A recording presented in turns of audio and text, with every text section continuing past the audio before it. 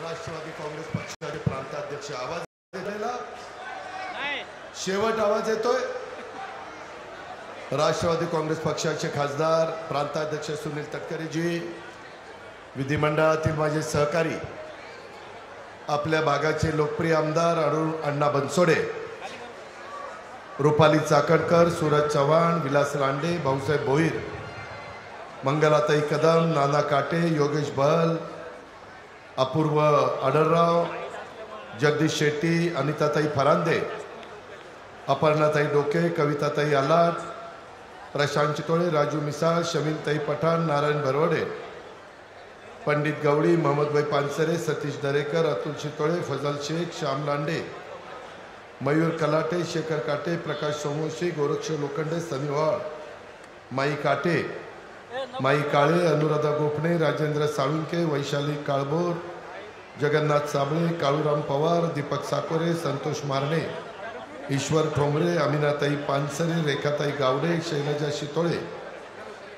चंदा लोखंडे, शांती सेन, सुषमा तनपुरे, आशा सूर्यवंशी, तानाजी खाडे, राजू लोखंडे, श्याम जगताप, विजय लोखंडे, सर्व राष्ट्रवादी काँग्रेस पक्षाचे सन्माननीय सेलचे प्रमुख, तसंच संघटनेमध्ये काम करणारे सर्व माझे माजी पदाधिकारी, माझ्या मायमाऊली, माझ्या महिला भगिनी, सर्व बांधव, प्रतिष्ठित नागरिक, पत्रकार मित्र, बंधू भगिनींनो, माझे तरुण मित्रांनो, सुरुवातीलाच मी ज्यावेळेस मावळचा कार्यक्रम करून सुनील तटकरे साहेबांना मी इकडे आलो, त्यावेळेस भक्ती शक्तीच्या ठिकाणी आमचं ज्या पद्धतीनं स्वागत झालं आणि तिथपासून इथपर्यंत येईपर्यंत ज्या माझ्या मायमाऊलींनी, महिलांनी, युवतींनी, युवकांनी, वडीलधाऱ्यांनी, सगळ्यांनी उत्स्फूर्तपणे आजच्या जनसन्मान यात्रेचं स्वागत केलं, त्याबद्दल आपल्याला लाख लाख धन्यवाद देतो, आपले लाख लाख आभार मानतो। पिंपरी चिंचवडचं माझं एक आगळं वेगळं नातं आहे। या शहराने पहिल्यांदा मला लोकसभेमध्ये पाठवण्याचा पराक्रम केला, तशी माझी ओळख पण नव्हती। 91ची गोष्ट, बघता बघता 33-34 वर्ष झाली आणि त्याच्यामुळं ह्या शहरात ज्या प्रकारे त्या काळातले कार्यकर्ते, आता त्यांची मुलं, पुढची नवी पिढी ही पण अतिशय जोमाने काम करते। या शहराचा चेहरा मोहरा बदलण्याच्या करता आपण सगळ्यांनी दिवस रात्र काम केलं, सगळ्यांनी आपल्याला साथ दिली, वडीलधाऱ्यांनी दिली, आया बहिणींनी दिली, माझ्या तरुण सहकाऱ्यांनी दिली, सर्वांनी साथ दिली आणि त्याच्यामुळे एक भारतातलं महत्त्वाचं शहर म्हणून आपल्या शहराची ओळख झाली। मित्रांनो, मायमाऊलींनो, मी सध्या तटकरे साहेब, आम्ही सगळ्यांनी मिळून राष्ट्रवादी काँग्रेस पक्षाची एक जनसन्मान यात्रा सुरू केली। त्या यात्रेच्या निमित्तानं रोज 2 मतदारसंघामध्ये आम्ही जातो आणि गेल्या महायुतीच्या सरकारमध्ये सामील झाल्यापासून ज्या वेगवेगळ्या योजना माझ्या महाराष्ट्रातल्या वेगवेगळ्या घटकाला देण्याचं काम आम्ही केलेलं आहे ते आम्ही सांगतो। जो विकासाचा कार्यक्रम आम्ही केला तो आम्ही सांगतो आणि पुढं साधारण या राज्याच्या भल्याकरता आम्ही काय करणार आहे ते पण सांगण्याचा प्रयत्न आम्ही करतो। जाईल तिथं मायमाऊली एवढ्या मोठ्या संख्येने स्वागत करतात की आजपर्यंत राजकीय जीवनामध्ये अनेक सभा मी केल्या, अनेक निवडणुका आपण लढलो, अनेक निवडणुकामध्ये आपण एकमेकाला साथ दिली, पण एवढ्या उत्स्फूर्तपणे त्या माझ्या लाडक्या बहिणीचं एक योजना आम्ही आणली आणि प्रचंड उत्साह चांद्यापासून बांद्यापर्यंत महाराष्ट्रातल्या महिलांच्या मध्ये निर्माण झाला की नाही, हातवर करा। आज बघा सगळीकडे असंच होतंय। आज मी तुमच्याकडे येत असताना आमची महिला बाल विकासची मंत्री, आमची मुलगी आदिती तटकरे, तिला मगाशी फोन केला आणि कितीपर्यंत माझ्या मायमाऊलींच्या DBT मध्ये खात्यामध्ये पैसे जमा झाले। तिनं सांगितलं, दादा आत्तापर्यंत महाराष्ट्रातल्या 90 लाख महिलांना त्यांच्या खात्यावर 3000 रुपये जमा झाले जुलै आणि ऑगस्टचे। आत्ताही मला माझ्या मायमाऊली राखी बांधत होत्या, सांगत होत्या की दादा आम्हाला फोन करून सांगतायत, SMS करतायत की अकाउंटला पैसे आले. आमची बदनामी करण्याचा प्रयत्न विरोधकांनी केला.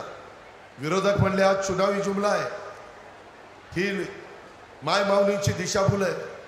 अरे आपल्या इथं राजमाता जिजाऊ, सावित्रीबाई फुले, रमाई माता, पुण्यश्लोक अहिल्यादेवी होळकर ह्या सगळ्या महान विभूतींचा वारसा आहे, त्यांची शिकवण आहे. आपण असं कसं वागू? आपण महाराष्ट्रामध्ये राहतो.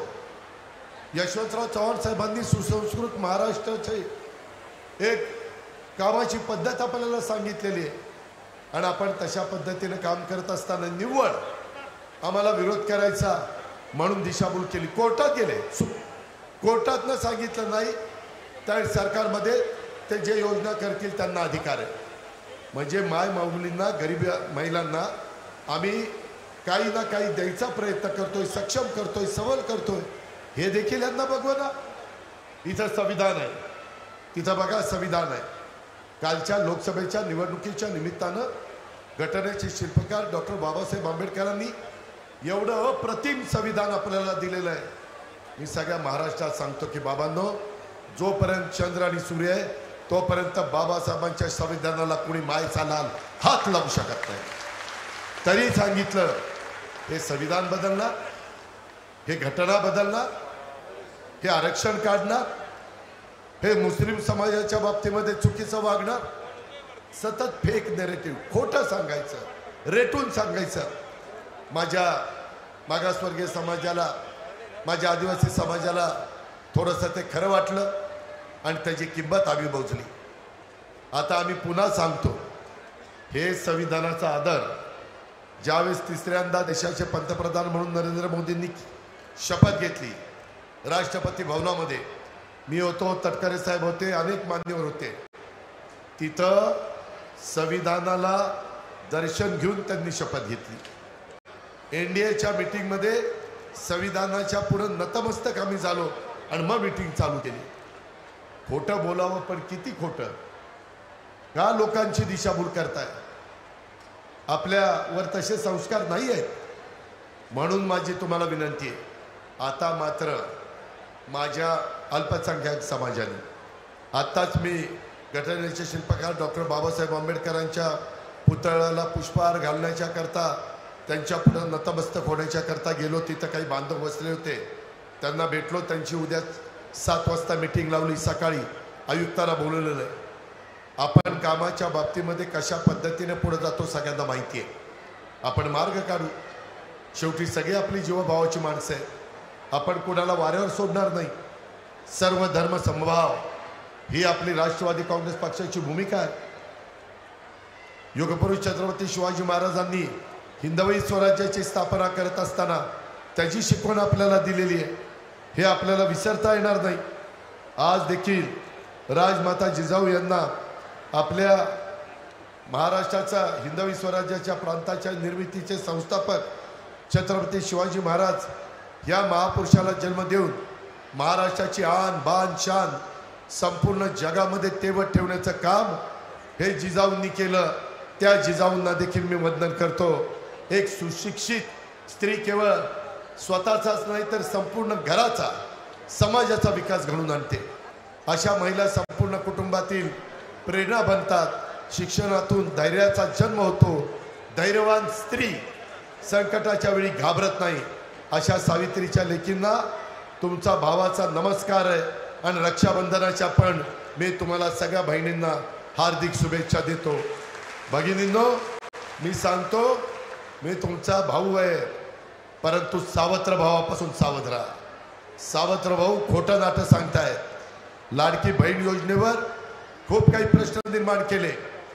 आज इथं येत असताना उद्याच्याला बालेवाडीला मुख्यमंत्री, आम्ही दोन्ही उपमुख्यमंत्री, आदिती तटकरे असा मोठा एक दिमागदार कार्यक्रम आपण पुणे जिल्ह्याचा आणि दोन्ही शहरांचा करतोय. उद्याच्याला माझ्या महाराष्ट्रातल्या मायमाऊलींना, माझ्या मुलींना, माझ्या भगिनींना उद्या मी ह्यावेळेस तुम्हाला सांगेन 1,25,00,000 माय माऊलींच्या अकाउंटला पैसे गेलेले असतील. 1,25,00,000. कशाला म्हणतात 1,25,00,000? आज तुम्ही सन्मानाने तुम्हाला काय घ्यायचं असेल ते घ्या. हे सरकार असेपर्यंत 7,500 तुम्हाला मिळतील. 5 महिन्याचे 15,75. नवीन निवडणुका होतील ऑक्टोबर नोव्हेंबरमध्ये. त्यावेळेस आम्ही महायुतीचं सरकार पुन्हा जनतेच्या समोर येणार आहोत. आम्ही घड्याळाचं चिन्ह घेऊन येणार आहोत. आम्ही धनुष्यबाणाचं चिन्ह घेऊन येणार आहोत. कमळाचं चिन्ह घेऊन येणार आहोत. वेगवेगळ्या ठिकाणी वेगवेगळे उमेदवार आमचे असतील. चिन्ह 3 पैकी एकच असेल. माझी माय माऊलींनो तुम्हाला आग्रहाची विनंती आहे. बांधवांनो तुम्हाला विनंती आहे. पुढं ह्या योजना कायम 5 वर्ष चालवण्याच्या करता मी 10 वर्ष तुमचा अर्थमंत्री म्हणून काम करतोय. माझ्या अनेक स्टेजवर बसणाऱ्या समोरच्या सहकाऱ्यांनी महानगरपालिकेमध्ये माझ्याबरोबर काम केलेलं आहे. आर्थिक शिस्त लावणारा मी एक कार्यकर्ता आहे. मी आर्थिक शिस्त कधी बिघडून दिली नाही. अतिशय चांगल्या प्रकारे महानगरपालिकेचा आपण कारभार सांभाळला. कुठेही चुका होऊन दिल्या नाही. आणि अशा वेळेस आज राज्याच्या 13 कोटी जनतेचा कारभार माझ्या हातात. आर्थिक घडी बसवण्याचा आहे. तिजोरी सांभाळण्याचा आहे. 6.5 लाख कोटीचं बजेट आहे. मी आपल्याला सांगतो मी फार विचारपूर्वक ही माझी लाडकी बहीण योजना मी मुख्यमंत्र्यांनी उपमुख्यमंत्र्यांनी आम्ही सगळ्यांनी आणलेली आदितीनं. त्याच्यामुळं ही योजना पुढेही आपल्याला चालवायची. त्याकरता तुमचे आशीर्वाद, तुमचा पाठिंबा, तुमचं प्रेम आणि तुमचं आम्हाला महायुतीला बळ हे त्या ठिकाणी पाहिजे. आम्ही तुम्हाला लाभ देतोय. लाभाच्या माध्यमातून बळ देतोय. तुम्हाला एक समाजामध्ये प्रतिष्ठा देतोय. तुम्हाला एक हक्काचं त्या ठिकाणी तुमच्या अकाउंटला काही मदत त्या ठिकाणी करतोय. ह्या गोष्टीचा विचार आपण करा आणि पुन्हा महायुतीचं सरकार आणून पुढं कायमचे 5 वर्ष या योजना चालतील. मी पुढच्या 5 वर्षात तुम्हाला 60 महिन्यामध्ये 90,000 रुपये प्रत्येकाच्या अकाउंटला 5 वर्षामध्ये टाकणार आहे. ह्याची पण नोंद माझ्या मायमाऊलींनी घ्यावी. हे कुठेही आम्ही कुणाला मदत करतोय? गरीब महिलांना करतोय.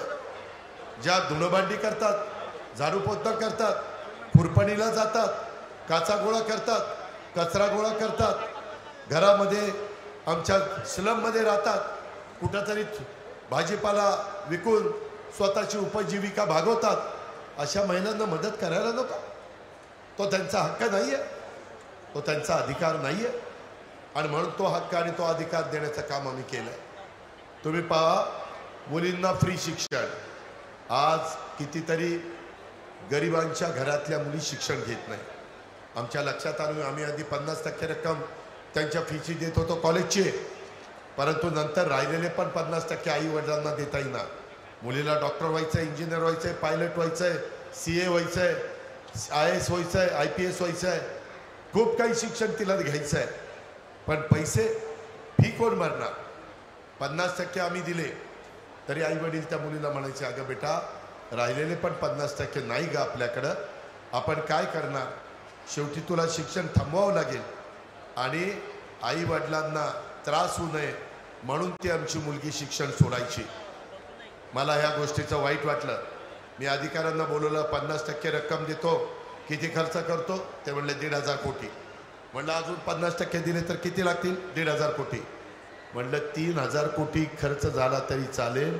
माझ्या महाराष्ट्रातल्या गोरगरीब घरामध्ये जन्माला आलेल्या मुलीला कॉलेजचं शिक्षण ती जी ऐपत नसेल तर सरकारी खर्चात दिलं जाईल. आणि तशा प्रकारचा निर्णय घेतला. आता तुमच्या मुलींना शिकवा. जी काही तिला आवड असेल ते शिकवा. तिला पुढे जाऊ द्या. तिला स्वतःच्या पायावर उभं राहू द्या. ती तुमचं आई वडिलांचं नाव वाढवेल.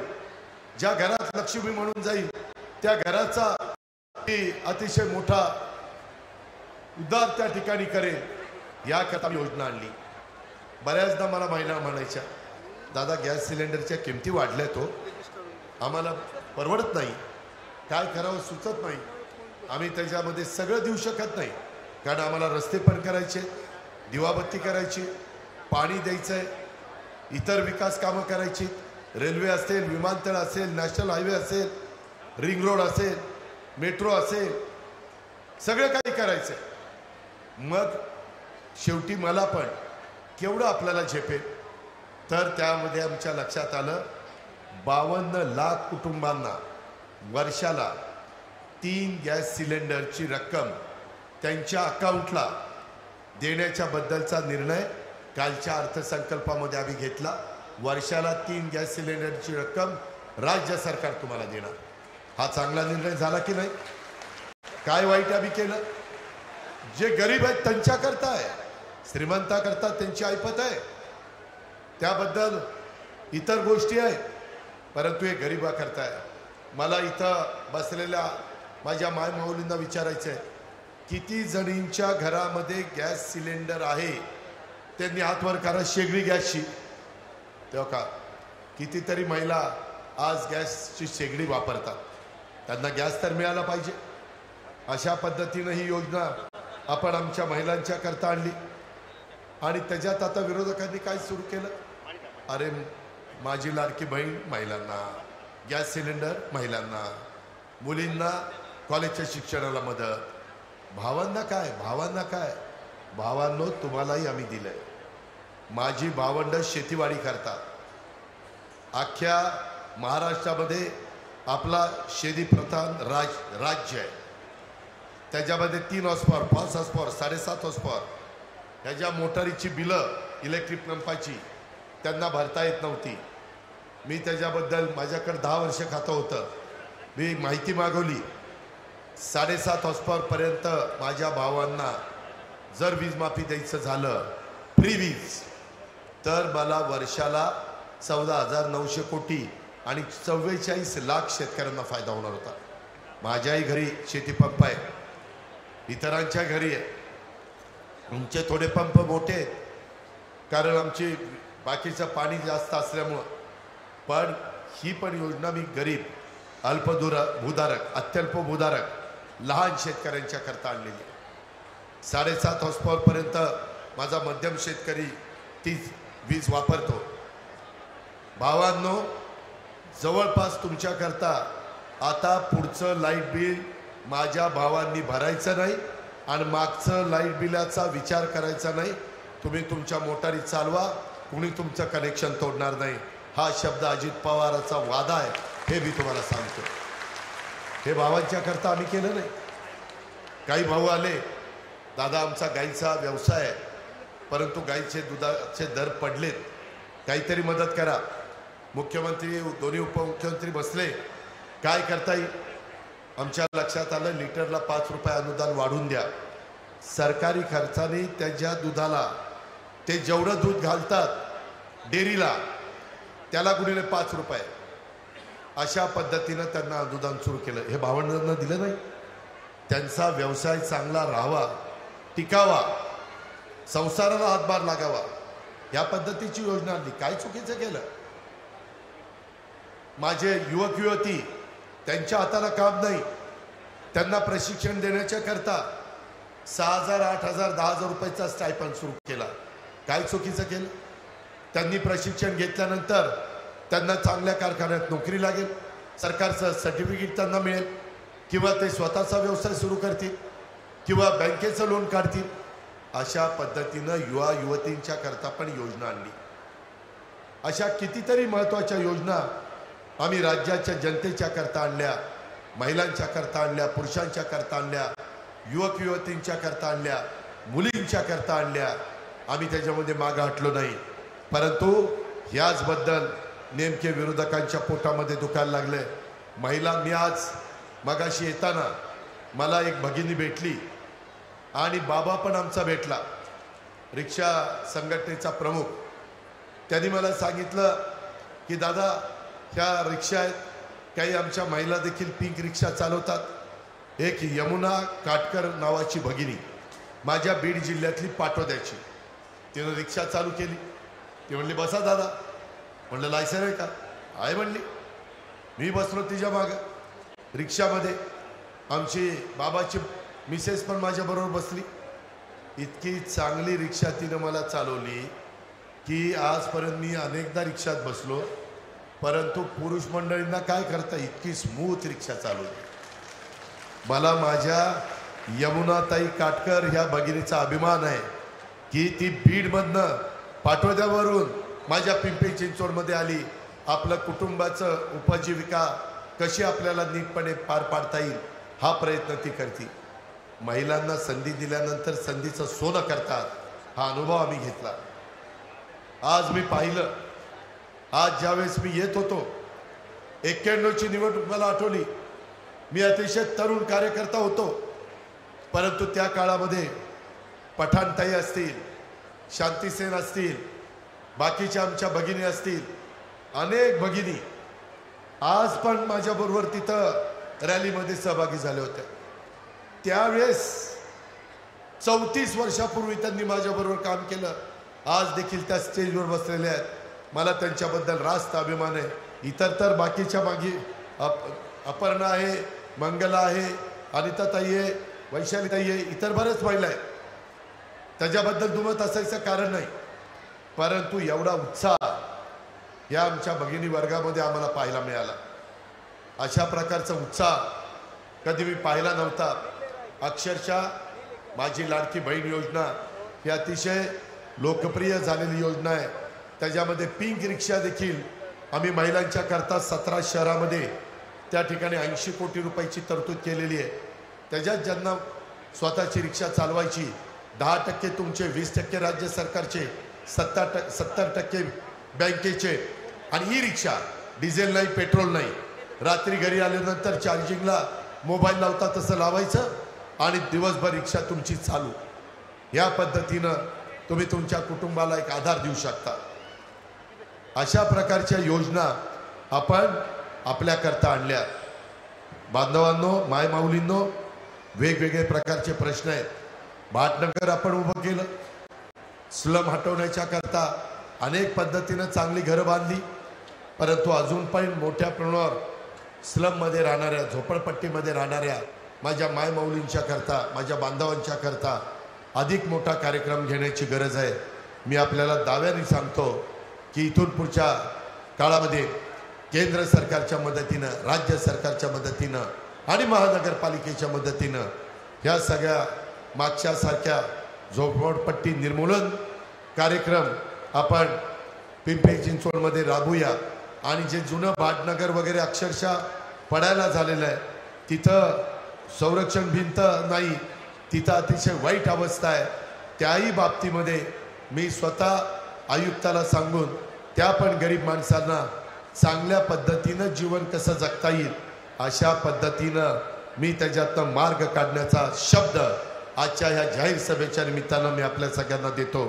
कुठल्याही परिस्थितीमध्ये आम्ही त्या विरोधी पक्षाच्या लोकांच्या प्रचाराला तुम्हाला बळी पडून देणार नाही.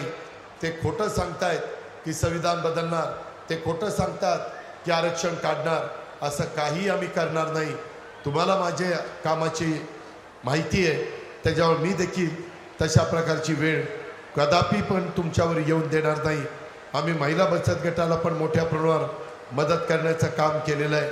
महिलांचा आदर, महिलांचा मान सन्मान हे सतत आम्ही करण्याचा प्रयत्न केलेला आहे. मला माझ्या मायमाऊलींना आजच्या सभेच्या निमित्तानं सांगायचं आहे की आपल्या परिसरामध्ये आपला पिंपरीचा आमदार अण्णा बनसोडे हा चांगलं काम करतोय. उद्याच्या काळामध्ये आणखीन चांगलं काम करण्याच्या करता महायुतीचे जास्तीत जास्त आमदार आपल्याला निवडून द्यायचे आहेत.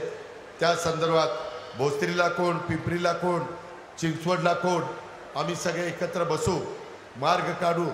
सहसा त्या भागातल्या मतदारांच्या आणि महायुतीच्या कार्यकर्त्यांच्या मनामध्ये जो उमेदवार असेल तोच उमेदवार देण्याचं काम आम्ही करू. त्याबद्दल तुम्ही काळजी करू नका, परंतु त्याला तुमचं पवित्र बहुमोल मत देऊन त्याला चांगल्या मताधिक्याने महाराष्ट्राच्या विधानसभेमध्ये पाठवण्याचं काम आपण केलं पाहिजे. ते काम आपण केलं तर आपलं सरकार येणार आहे. आपलं पुढं सरकार आलं तर आपल्या योजना पुढं कायमच्या चालू राहणार आहे. तर माझ्या आया बहिणींच्या, मायमाऊलींच्या बहिणींच्या अकाउंटला दर महिन्याच्या महिन्याला पैसे येणार आहेत. आता जसे 3000 जुलै ऑगस्टचे दिले, पुढचेही पैसे असेच देण्याचा आमच्या सगळ्यांचा प्रयत्न आहे। केंद्र सरकारचा पण कोट्यावधी रुपयाचा निधी आपल्या राज्याच्या भल्याच्या करता आणण्याच्या करता आमचा सगळ्यांचा प्रयत्न आहे। आम्ही दिंडीच्या करता देखील त्या ठिकाणी मदत केलेली आहे। काही आमच्या महिला म्हणतात की दादा तुम्ही सगळ्यांना 18-21 ते 65 वयोगटातल्यांना तुम्ही योजना आणली, तुम्ही 65च्या पुढं काय करायचं आहे? त्यांच्याकरता देखील वयोश्री योजना ही आपली आहे, त्याचा फायदा त्यांनी त्या ठिकाणी घ्यावा।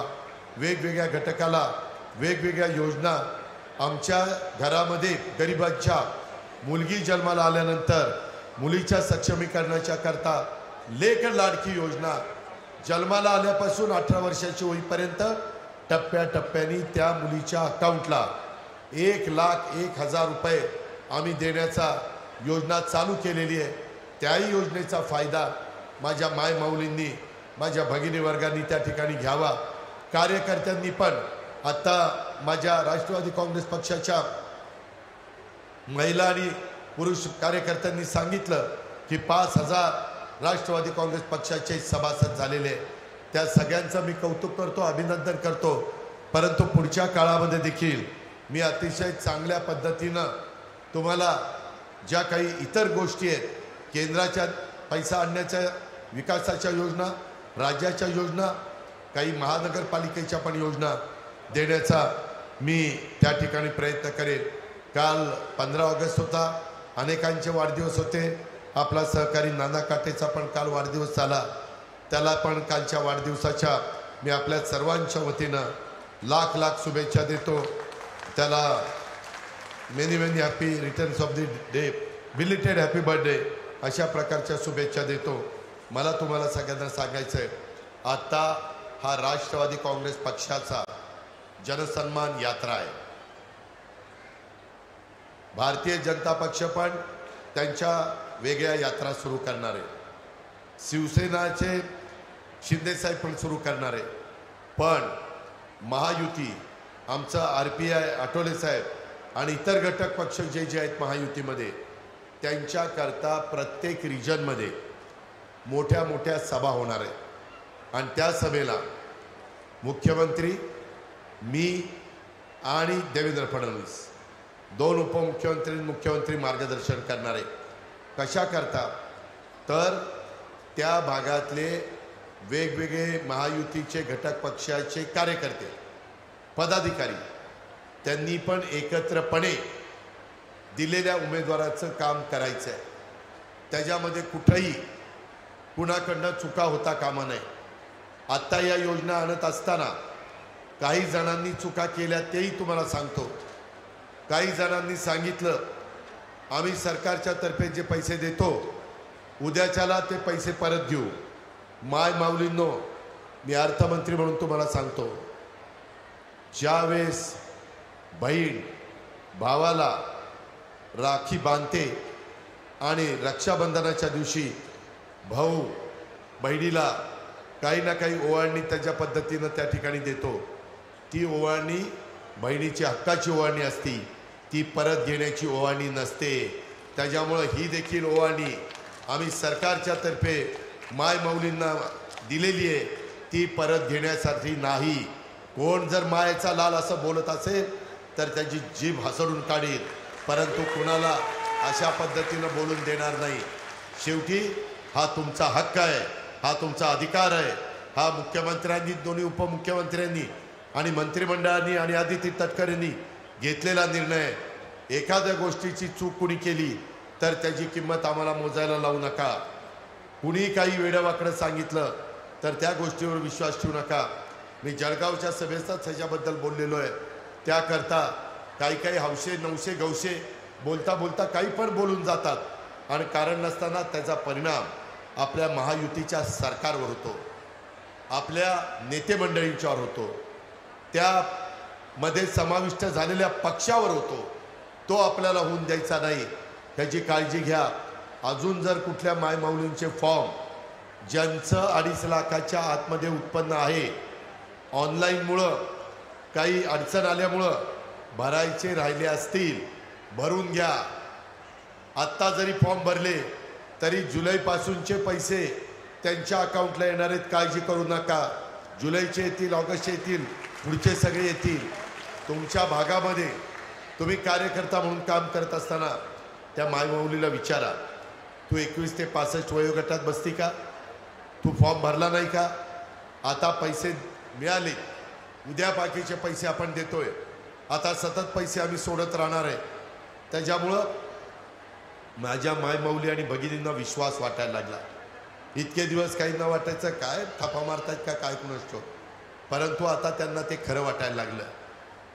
हा प्रतिसाद आम्हाला उभ्या महाराष्ट्रामध्ये पाहायला मिळतोय. आणि त्यामुळं माझी तुम्हाला सगळ्यांना आग्रहाची, नम्रतेची, कळकळीची विनंती आहे की खूप चांगल्या पद्धतीनं पैसे परत घेऊ अशा अफवांच्यावर अजिबात विश्वास ठेवू नका. आम्ही पंतप्रधान किसान सन्मान निधी योजना आणली आहे, PMP विश्वकर्मा योजना आणलेली आहे, पंतप्रधान आवास योजना, पंतप्रधान जनधन योजना, पंतप्रधान गरीब कल्याण अन्न योजना, आयुष्यमान भारत योजना, उज्ज्वला गॅस योजना, अटल पेन्शन योजना, मोफत वीज, बळीराजा मोफत वीज योजना, कृषी व अन्न प्रक्रिया योजना, लेख लाडकी योजना, वीज माफी योजना, मुख्यमंत्री तीर्थ दर्शन योजना, माझी लाडकी बहीण योजना, लाडका भाऊ योजना, युवा कार्य प्रशिक्षण योजना, माझी शाळा सुंदर योजना, अन्नपूर्णा योजना, मोफत व्यावसायिक शिक्षण योजना, 52 लाख कुटुंबांना 3 गॅस सिलेंडर देण्याची योजना आणि विकसित महाराष्ट्र घडवण्याच्यासाठी 1.5 कोटी रोजगार निर्मितीचं उद्दिष्ट, अशा पद्धतीनं आमचं काम चाललंय. मी आता तुम्हाला बरेच काळ तुम्ही मला ओळखता. काही पत्रकार मला विचारतात, दादा अलीकडे तुम्हाला गुलाबी रंग आवडायला लागला का हो? म्हणलं का हो, आपल्याला त्रास व्हायला लागला का हो? मला जर एखादा आपल्याला गुलाबी रंग चांगला वाटला, आता बघा आपला अण्णा गुलाबी रंगावर कसा उठून दिसतो गडी, मागं पांढरा असता तर उठून दिसला असतं का? एकदम सगळ्याला हवा वाटणारा अण्णा आहे की नाही, तसंच ही बाकीची सगळी. त्याच्यामुळं आपण गुलाबी रंग दिला. त्याच्यामध्ये दुसरं काही नाही. गुलाबी रंग एक महिलांना सगळ्यांना आवडणारा रंग आहे. त्याच्यामध्ये आणखीन काही सांगायला गेलं की वेगळ्याच बातम्या सुरू होतील, त्याच्यामुळं जास्त काही सांगत नाही. पण ज्या रंगामुळं एक समाधान वाटतं, एक सगळ्यांचं लक्ष जातं.